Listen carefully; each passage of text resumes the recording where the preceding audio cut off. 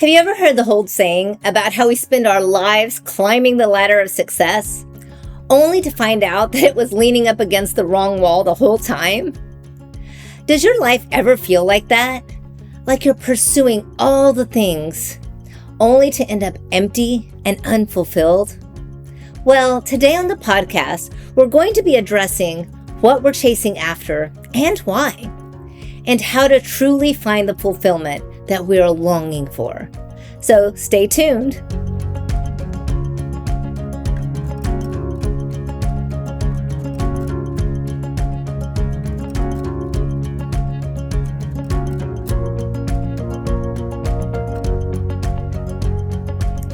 First of all, I just want to set the stage for our conversation today. Just in case you're new to the podcast or haven't caught on in the past several episodes, I'm a certified life coach. And one of the blessings that I get to enjoy because of this is having innumerable conversations with women like you.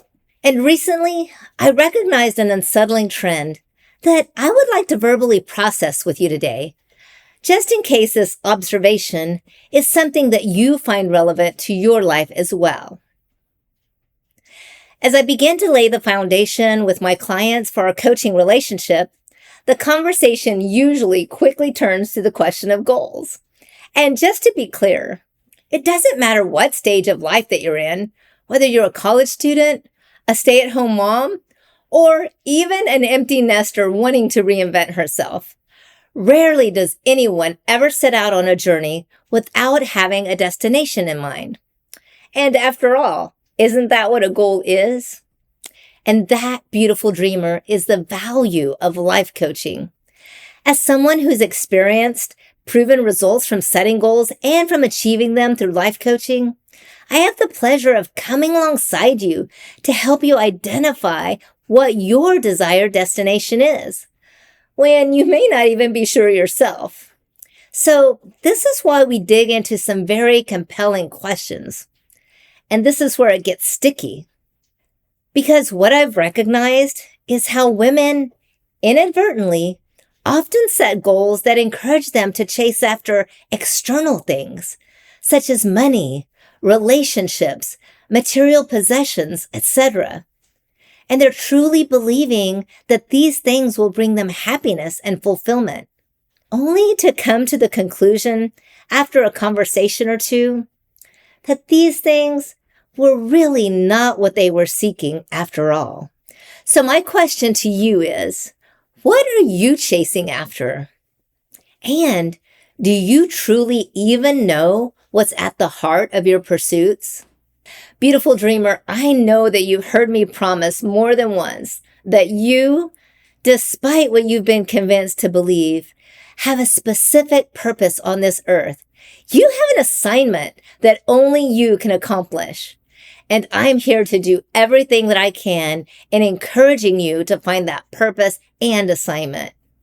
And if for some reason, like these other women that I mentioned, you may have steered off track, well, just stay tuned, because in this episode, we're going to explore what's really beneath those temporal targets.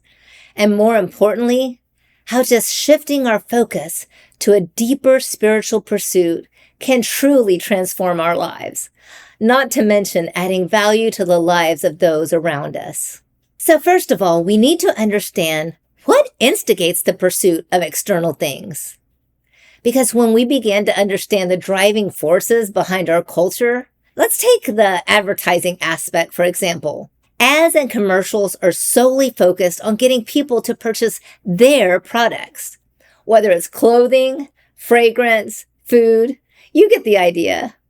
So if they're always trying to sell us something, it only makes sense, and it's so easy to see why society places so much emphasis on external success, on money, relationships, status, and all those material possessions.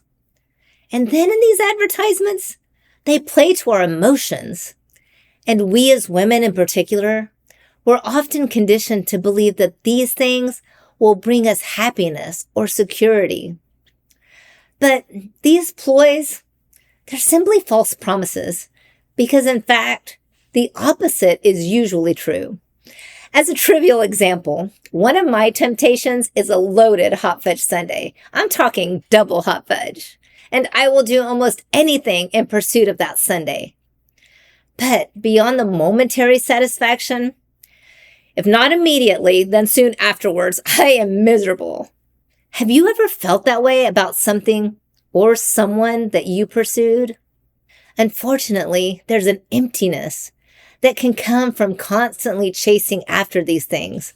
The promotion, the high-ticket items, the externally perfect relationship, and we're still dissatisfied even when we achieve them. I personally went through a season where I lived as though money were no object. I went on shopping sprees and even drove a dream car. And to the world, it may have looked like I had it all. But inside, I still felt unfulfilled.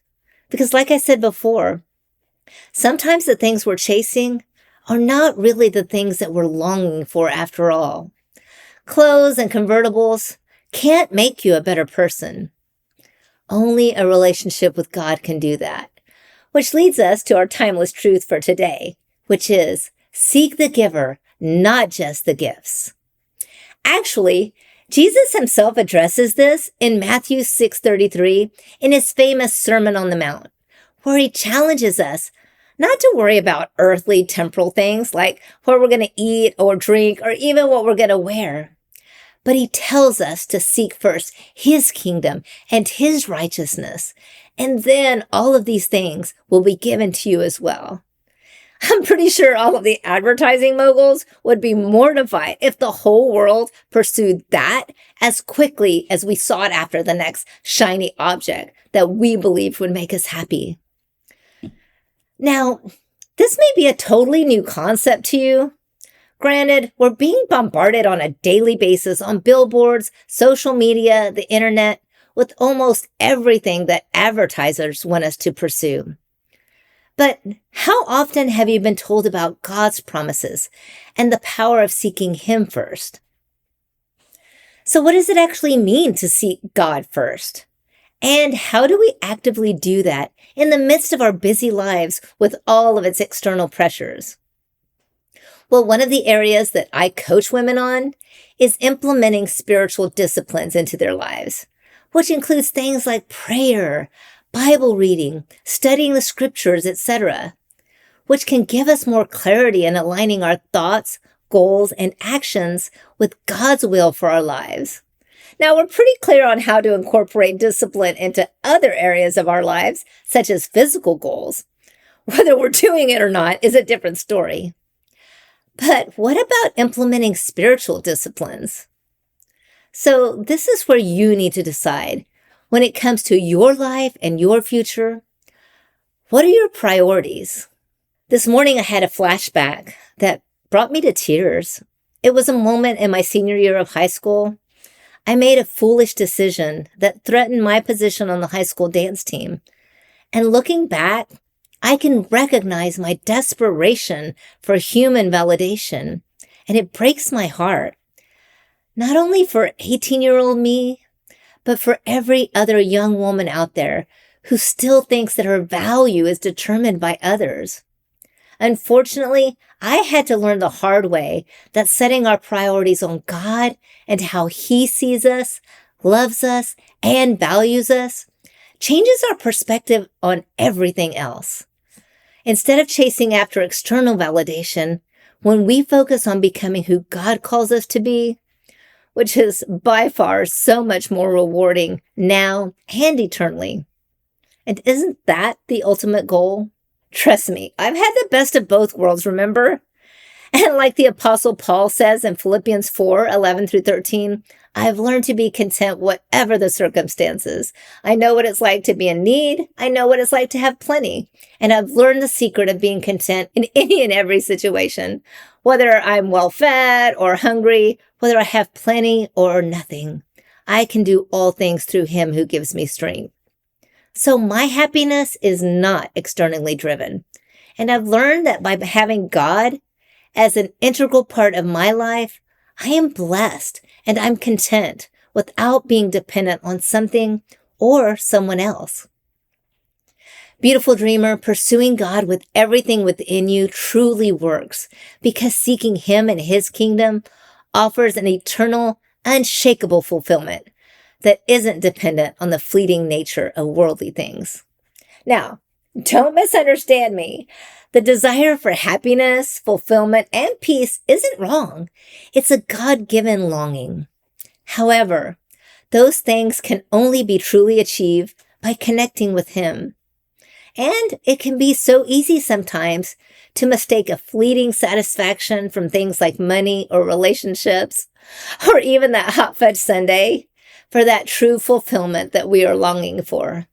But I want you to think of it this way. If you gave your child a toy, or $20 to spend however they choose, ultimately you want them to appreciate it as a result of your relationship, not just the gift. Does that make sense? It all comes down to how we define true fulfillment. Remember, our timeless truth is to seek the giver, not just the gifts. So, here's our challenge for this week, where we can practice shifting our priorities and focus on seeking God first.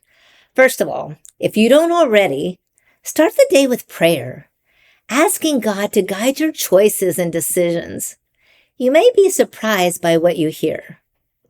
And then, begin to let go of the pressure to have it all and allow God to define your success and your worth.